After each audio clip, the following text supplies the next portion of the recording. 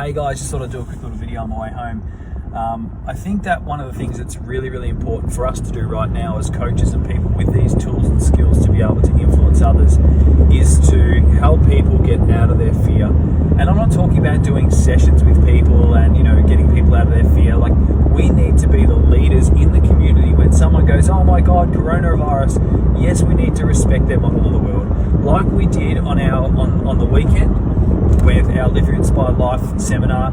I asked everybody, what is your thoughts on coronavirus before we started? When everyone started laughing and joking and it's a load of hogwash, and I read the room and went, okay, cool, everyone's okay, I'm okay with whatever we're going to do over the weekend. So it is up to us to respect the other person's model of the world. Some people are really seriously worried about this because they have friends or family or people they know or work with who are in that high risk category. I totally understand and we need to respect that.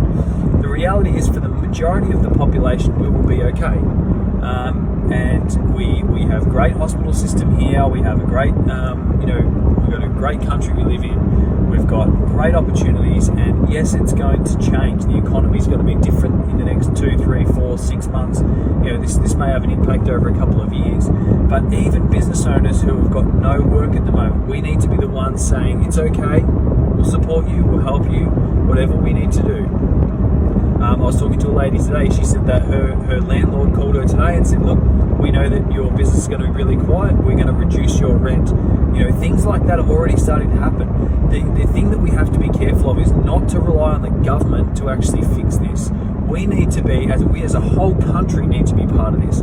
As a whole planet, we need to be part of this, of rebuilding our economy from the ground up. We need to be aware of what's going to happen over the next 3, 6, 12 and 18 months, right up to probably 2 years. The impact of this is going to be on the economy by the sounds of things. But we also need to be aware that the people that can do something about that right now is us. Not to wait for the government to bring in some policy, or not to wait for the government to hand out stimulus, and not to wait for the government to fix our business problems. Like, we can do something about this right now. And that's the conversation that Josh and I had at the start of the week. We said, right, we can either do something about this and we can tackle it head on and we can adapt and change and be nimble, or we can take a break for a while and just say, right, we're out. And we're in a lucky position where some store owners can't just say, well, we're going to shut down our business for 4 or 6 or 8 weeks. But we're either going to go, yep, head on at this, or we're going to go, you know what, we're going to just park it for 6 weeks and just go on a holiday and just see what happens. Or we can completely change and adapt to what's happening in the market. So, we as leaders need to be able to have those conversations with the people around us. Look, I get it, it's going to get tough and it may get tougher, but I'm here to support you, I'm here to help you. Let's focus on what we can do. The people that are stuck in their fear right now, they can't think, they cannot get out of their lizard brain, they can't get out of that panic brain saying, oh my God, what's going to happen in the world's going to end and I'm going to have no clients and I'm going to have no money, how I'm going to pay my mortgage. The reality is we will be okay. We've been through here before. Yes, there's going to be some short-term pain, and maybe there will be long-term pain for some people as well. But the reality is that we will get through this together. It is not we'll get through this with the government. It's not we'll get through this with help from somebody else. It's not we'll get through this with a handout.